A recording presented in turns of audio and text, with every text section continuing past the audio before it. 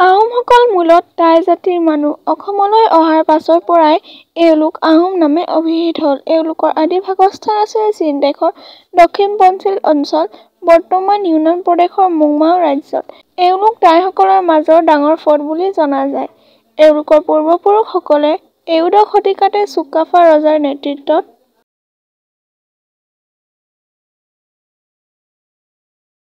পাটকাই পৰ্বত পাৰ হৈ পূব অসম বা তেতিয়াৰ সৌমাৰত ৰাজ্য স্থাপন কৰে। পিছলৈ লাহে লাহে পশ্চিমে মানহলৈকে ৰাজ্য বিস্তাৰ কৰি ৬০০ বছৰৰ অধিক কাল ৰাজ্য শাসন কৰে। এওঁলোকৰ ভাষা টাই বা চিয়ান আছিল। কিন্তু কালক্ৰমত নানা কাৰণত, বিশেষকৈ ৰাজ্য বিস্তাৰৰ লগে লগে দেশৰ জনসংখ্যা বৃদ্ধি পোৱাত প্ৰজাৰ সুবিধাৰ কথালৈ চিন্তা কৰি নিজ ভাষাৰ পৰিৱৰ্তে অসমীয়া ভাষা গ্ৰহণ কৰে।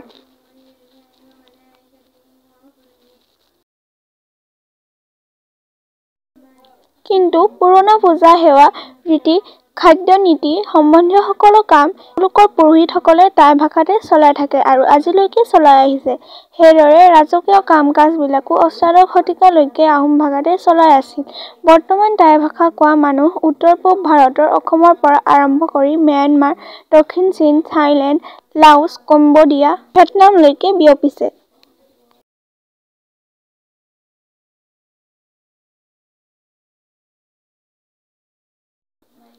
আহোমৰ উপৰিও অসমত খামতি, ফাকে, খাময়াং, আইটন আৰু টুকং নামেৰে আৰু ৫টা টাই জনগোষ্ঠীয় লোক আছে।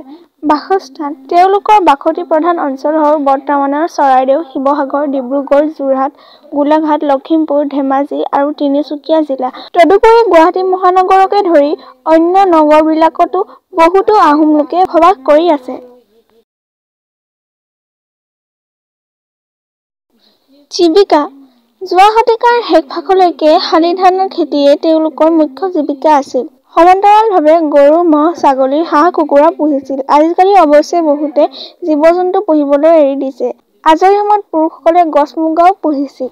তিৰোতাসকলে এৰী, মুগা, পাট, পলু পুহিছিল।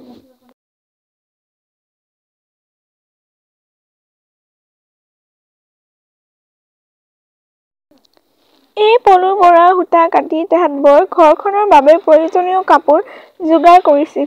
শাক-পাচলিৰ বাৰী এখন, কল-তামোলৰ বাৰী এখন, কাঠনি বাৰী এখন আহোমসকলৰ স্থলত এটা স্বাভাৱিক দৃশ্য আছিল। মাটি থকাসকলে ঘৰতে চুমনি এখনো পাতি লৈছিল।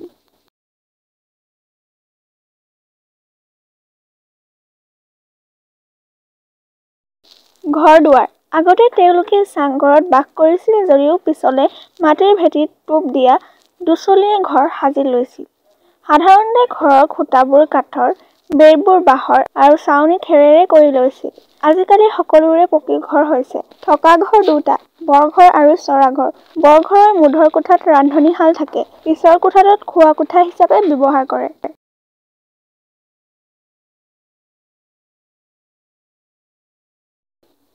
বাকী থকা কোঠাবোৰ সাধাৰণতে জীয়ৰীসকলে শোৱা কোঠা হিচাপে ব্যৱহাৰ কৰে। চৰা-ঘৰ আলহী-অতিথি বহা কোঠা আৰু শোৱা কোঠা হিচাপে ব্যৱহাৰ কৰে।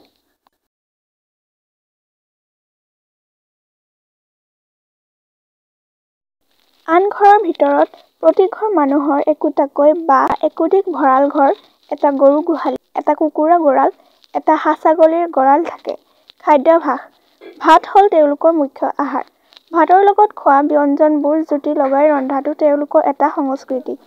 সাধাৰণতে এখন টেঙা শাক বা এখন মাহৰ আঞ্জা নাইবা খাৰৰ আঞ্জা, বিভিন্ন পাচলি তৰকাৰী, মাছ বা মাংস আদি ভাজি বা পুৰি খাই ভাল পায়।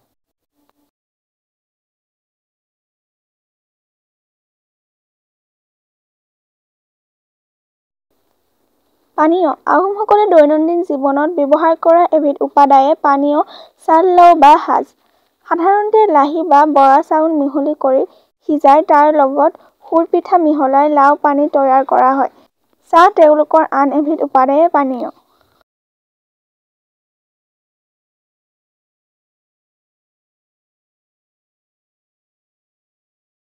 ধৰ্ম-বিশ্বাস: আহোমসকলে উপৰি-পুৰুষৰ অৱস্থিতিত বিশ্বাস কৰে আৰু উপৰি-পুৰুষক পূজা-পাতল কৰাটোৱেই তেওঁলোকৰ প্ৰধান ধৰ্ম আছিল।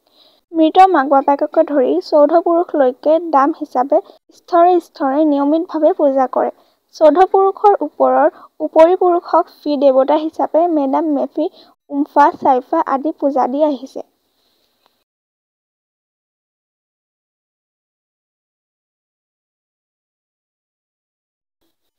তদুপৰি বৃক্ষণ, জাচিংফা, লাইলুংখাম আদি পূজাও পাতি আহিছে। এই সকলো পূজাতে জীৱ উৎসৰ্গা কৰা হয় আৰু টাই ভাষাতে স্তুতি বন্দনা কৰা হয়। অৱশ্যে বৈষ্ণৱ ধৰ্ম গ্ৰহণ কৰাৰ পিছৰ পৰা তেওঁলোকৰ তিনি পণ্ডিত ফোন, মোহন দেওধাই বাইলুং সকলৰ বাহিৰে বাকী সকলে এইবোৰ পূজা পাতল পাতিবলৈ এৰিলে।